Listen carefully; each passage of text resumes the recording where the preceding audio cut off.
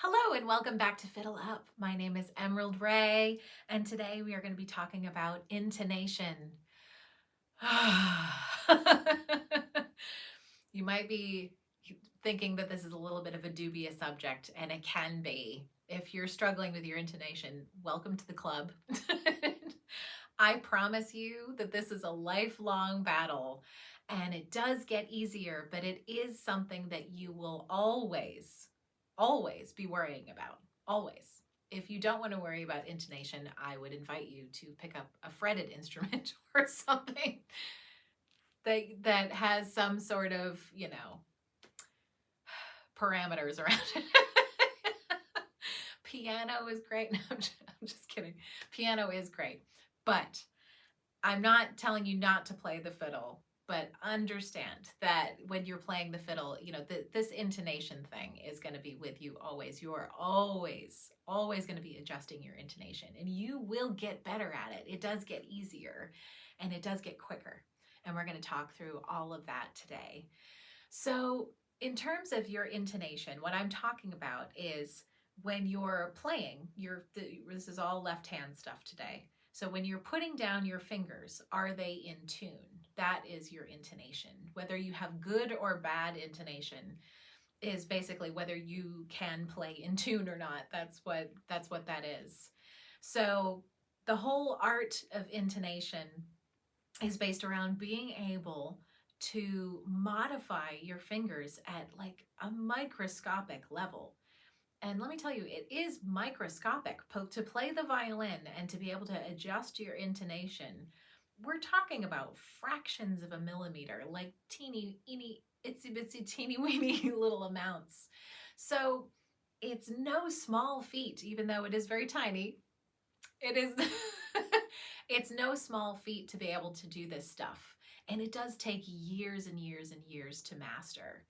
But I can tell you all of my secrets today so you can know how to get your intonation really dialed in. And this can be at any level. You can start this at beginner level all the way up to I'm a pro and I need to be able to do such and such a thing, do microtones or whatever you want to do. I'll try to give you the tools to start working on all of that stuff today. So what you want to be thinking about when you're playing is you want to be thinking about rolling your finger. Adjusting your intonation is about fine-tuning your finger. And so I have a violin that has fine tuners on it. And so I can adjust my string a tiny little amount to make sure that it's really in tune.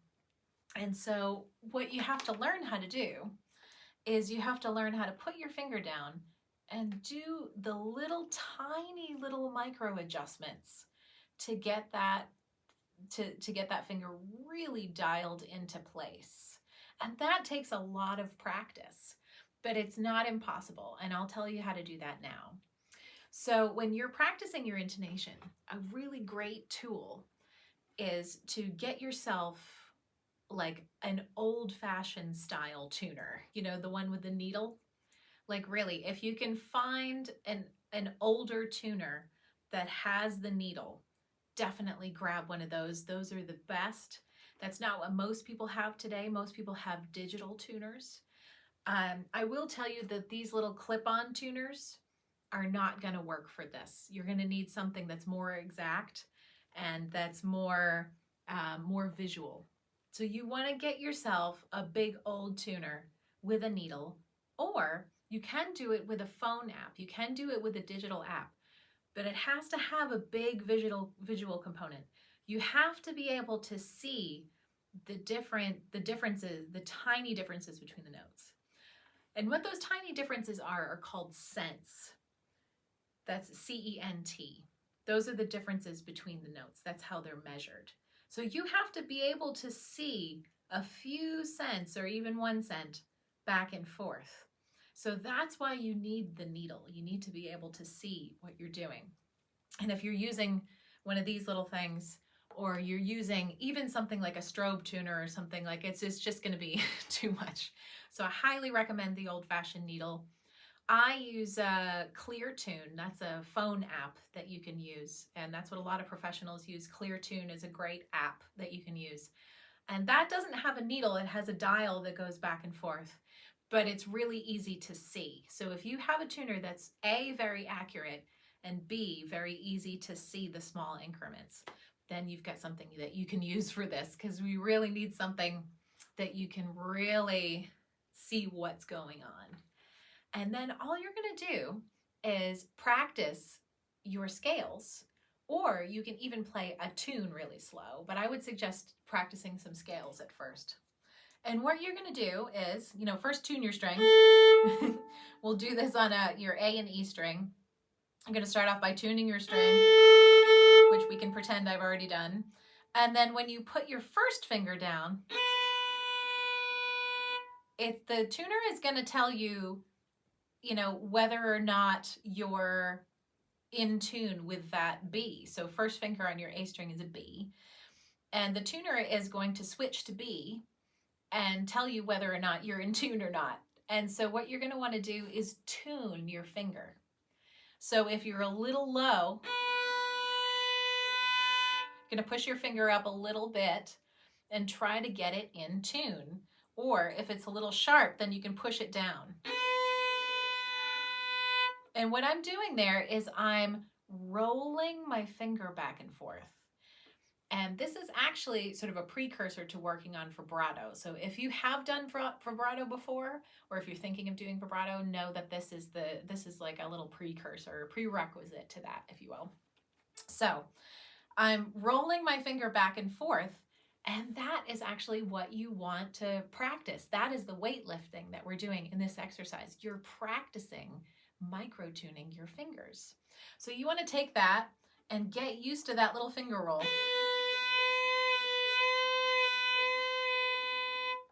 And so once the tuner goes up to the center and it goes, ah, what you're going to want to be listening for is listening to your instrument, because your instrument, no matter what finger you're on, will resonate more when you're in tune, because that's what it's designed to do.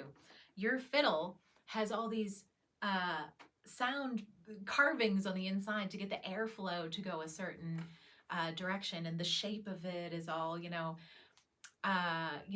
designed to make sure that those notes pop out, and they are going to pop out most especially when you're ringing on an open string. So if I play a D on my A string, let's get that in tune. If I play a D on my A string, third finger on my A string is D. I also have an open D string right underneath. And though I am not playing on that string at this very moment,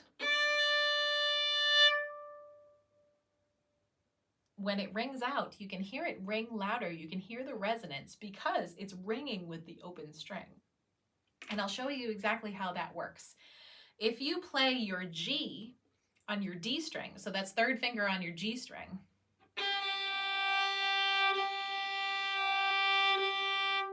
let me micro tune my fingers and get that really in tune.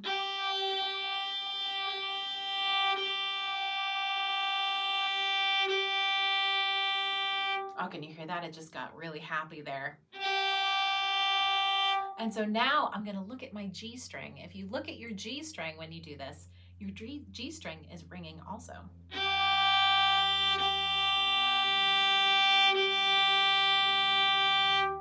Isn't that cool? But what's even cooler than that is your G string is actually ringing on the same note. If you look at it very, very closely, you will notice that your G string is cutting itself in half right now. It's cutting itself on the octave harmonic, and it's ringing both on this side and on that side. So if you look really close, that's a very cool thing to watch.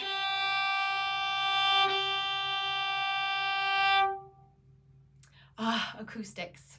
So that is how that works. I invite you to get yourself a tuner and start working on tuning your strings. It's a wonderful thing to do. For your sound, it's going to make your strings, everything that you're playing sound more resonant. It's going to make you more happy with what you're playing because it just sounds and feels so great to play really in tune, like to get it really, really in there. And again, it's a lifelong struggle. It really is to get that all in tune and all working together. Once you start playing your fiddle in a very resonant way, like you start working on your intonation and getting your fingers really in tune, what's going to happen is you're going to notice that your fiddle opens up as well. You're going to notice that the wood in your fiddle is just resonating and getting louder and louder on all of these open tones. And it's a really wonderful thing, bonding experience to go through with your instrument, and it's how you're going to open up your instrument and really get into the nitty-gritty of the sound of your instrument. So also, if you have an instrument that is new or hasn't been played in a really long time, you know, one of those instruments where the wood is still sounding kind of nasally because it hasn't been played and, you know, it's been sitting in a closet for a long time. Or even if the instrument is brand new, sometimes if you buy a brand new fiddle or have one custom made, there is a sort of year or two period where it's not quite settled in yet, and it will be. But this intonation exercise is a wonderful way to open up your instrument. So even if you have fairly good intonation, I would say doing this exercise would be really good to open up your instrument as well. So I hope you find that helpful. I hope you enjoy your intonation journey. It's something that you can just do little bits here and there. You can do it to work on your tunes really slow. And, you know, it's just something to incorporate into your regular practice and to start working on. And I promise you, you'll start making leaps and bounds right away. It really doesn't take too long to get this down and start working this in. And then everything will start sounding happy. So I wish you all of the intonation happiness in the world. I hope this is helpful, and good luck with it. I'll see you next time.